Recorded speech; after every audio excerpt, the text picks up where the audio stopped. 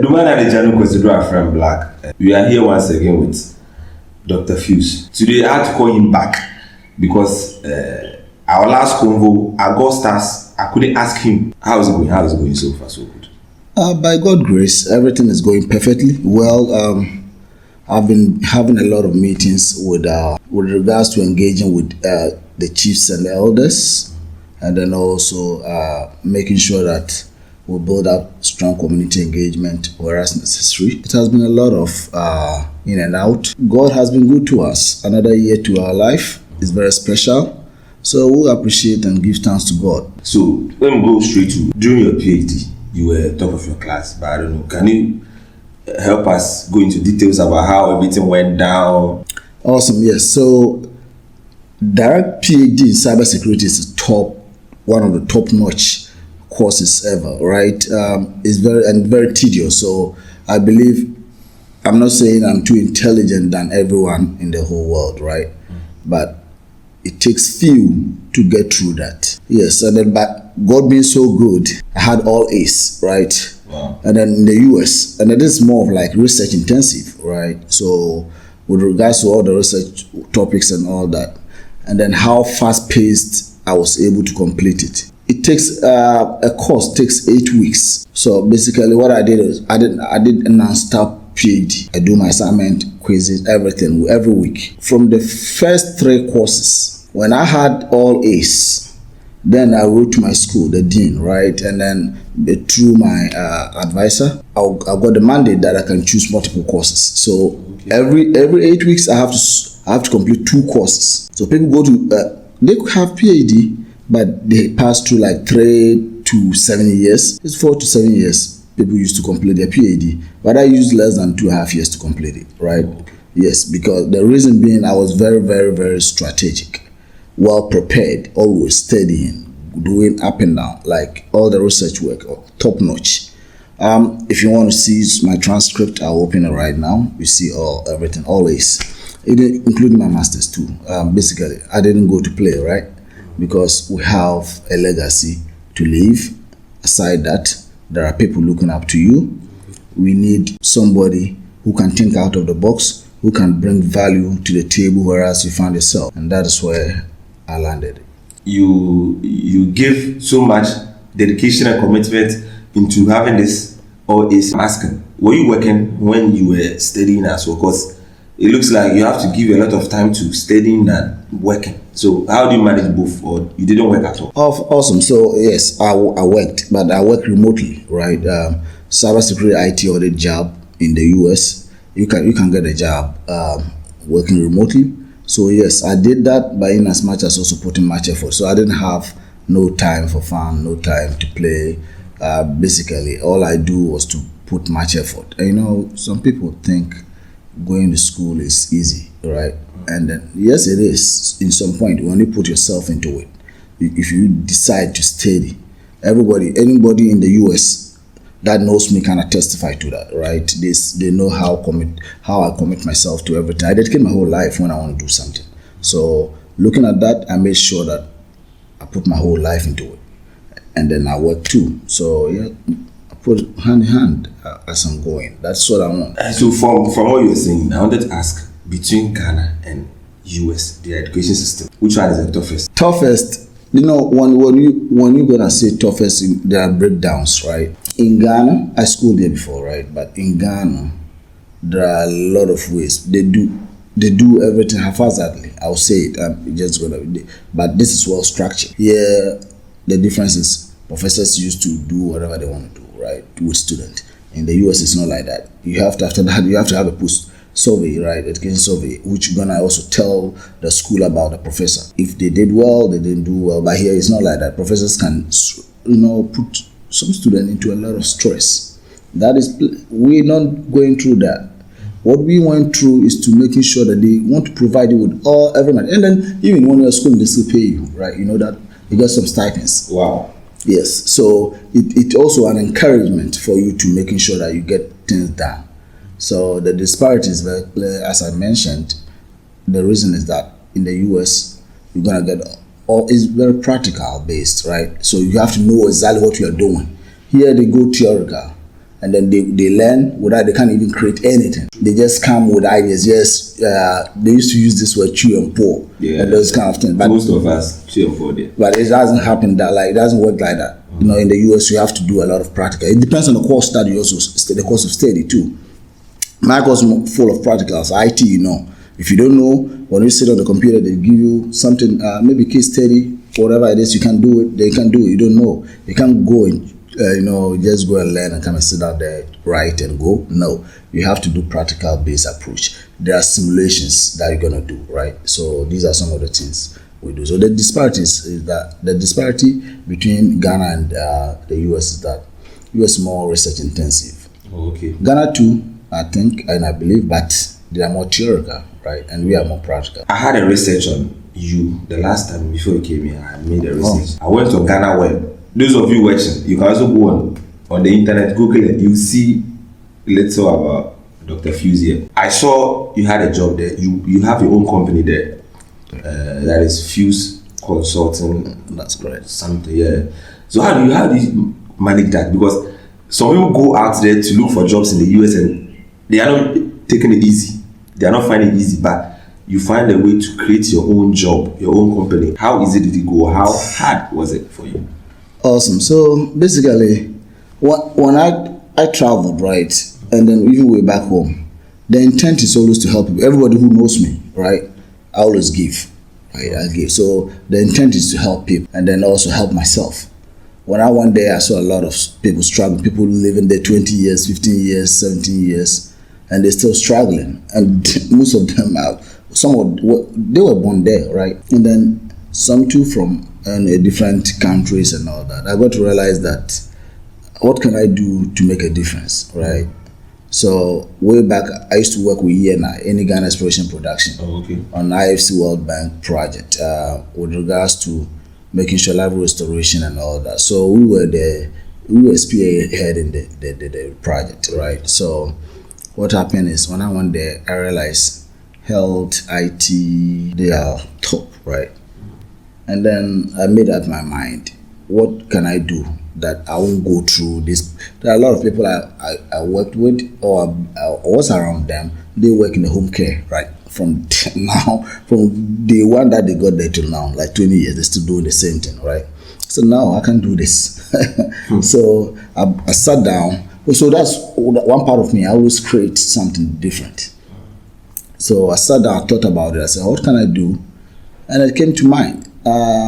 Why can't you either go into health or go back to the audit point of view? Because I was more of like doing compliance here based on live roads. The audit has to play a lot of. So you have financial audit, operational, cybersecurity, IT audit. We have infrastructure within the IT. So yes, I'm the head of IT audit, cybersecurity auditor. So yeah, basically. So I created that I started training people. When after school, right, for my master's, I started training people, helping them getting jobs. I build them, coach and mentor them, and then all that. So I decided, why can't I do this legally? Then FUSE Consulting came into play. So what we do is basically I build it up, structure myself, go for government contracts, employ people. Aside training them and coaching and mentoring them, then I employ them so that, and then our people come in everywhere. So the training, I have students in the UK, I have students in Australia, I have students in Europe, I have students in the US, and everywhere. Everybody can join the training, right? So because it's remote, like we just join through Zoom, and after class, at the end of just 8 weeks, I can get you a job. Right? Very intensive. And then everybody can go and Google how much an IT auditor make. You don't make more than less than $100,000 annual, right? So highest you go, even if you're a beginner, you go like probably 90 to 140, 150K. Yes, cybersecurity job is very lucrative, right? Yes, so that is even those below, right? So what about heads, right? So that's how the intent of creating FUSE Consulting is to help people, and basically that is my own ideas and how best I brought them. Did you find it easy, or do you find it very difficult building your own company in the US? Nothing is easy, right?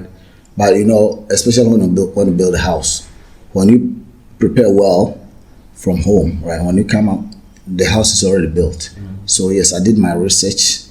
I have all the processes involved. Who am I going to reach out to? What am I supposed to do? How I'm going to create my HR process and all that, right?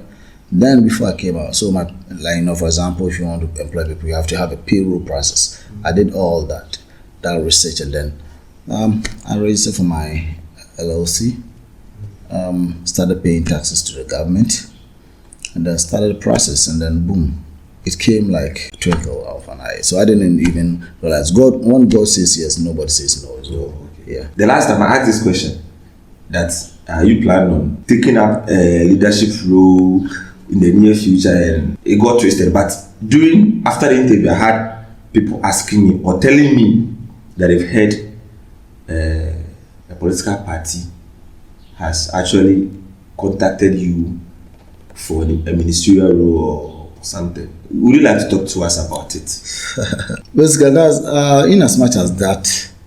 Can we switch? Can we do this the next time, or what do you think? People are really asking. The last time I asked, you switched it, you twisted it a bit. But right now, I would like you to. I don't really do politics on my show, but the sake of our viewers who are asking me, people don't actually comment in the comment section. They'll meet you up and tell you, ask you what they want to do. So, can you help them clear their minds, clear their doubts about this thing? Awesome, yeah. All right, so yeah, I would say if you want to help, right, you need a little bit of power. Okay. And then I've been helping a lot, being a financier and all that for some time. Yes, it is true. I'll be coming as a parliamentary candidate. I'm working towards it, working hand in hand with the leadership and the executives, and it's going well.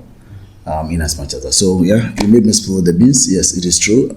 I'm coming in as a parliamentary candidate. You made mention of you being a financier way back, which I clearly know it was for. Would you like me to mention the party's name, or you want to keep it? You still want to keep it because everybody knows, everyone around the party knows which party you were a financier for. So, are you coming for them this time as their leader? Are you coming for the same party? Pushing me to the wall. Yeah, I will have to. Awesome. Basically, no. There are equally good people, I believe, in that party. And then, with that said, if you have you've gained some knowledge, ideas, where you understand policies, I draft a lot of policies, right? So, as part of my processes, data privacy and all that are part of my. So, yes, I'm going in another ticket. I would you like to mention, or you still want to keep it on the low? How's it going to be? I'm not going to keep it suspense. I'm going as an MPP candidate. Oh, okay. You heard it here first. Every political party are very good, right? So going for the new patriotic party has been a dream. It's part of me, basically. Yes, in as much as NDC are very equally good, they have the people and all that, but this time around, I'm bringing my support to the new patriotic party. I'm a patriot, so yes. Okay. But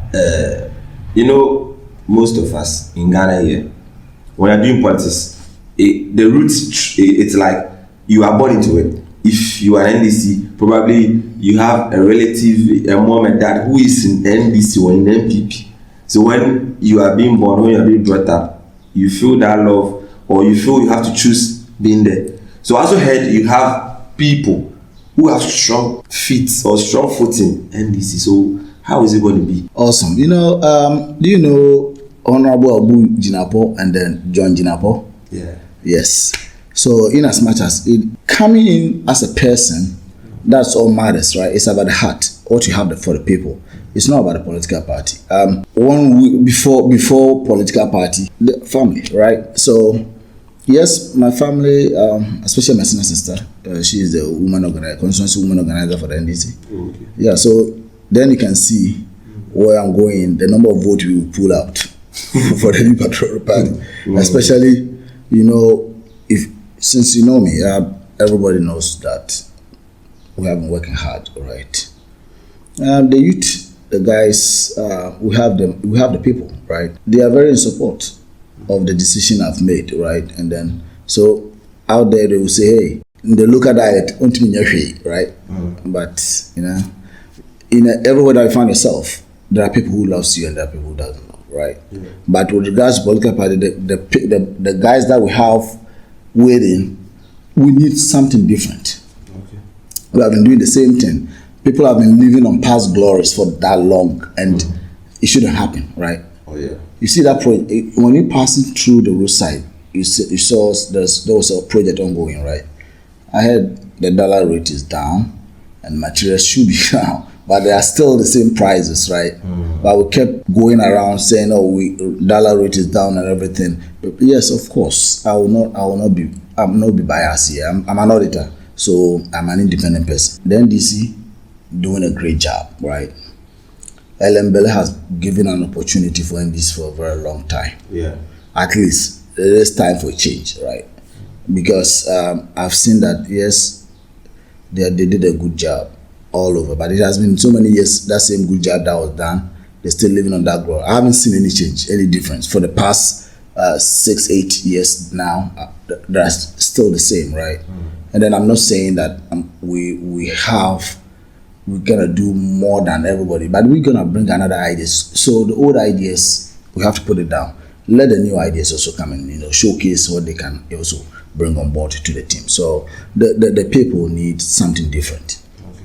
When I go out there, even right now, since I came, a lot of people that I know, they still doesn't have a job. Even some of my family members that are in ND, they're still walking down, begging for a job. Right? It's not gonna happen that way. Okay. Some of us, how even the US were able to create jobs, right? How much more home?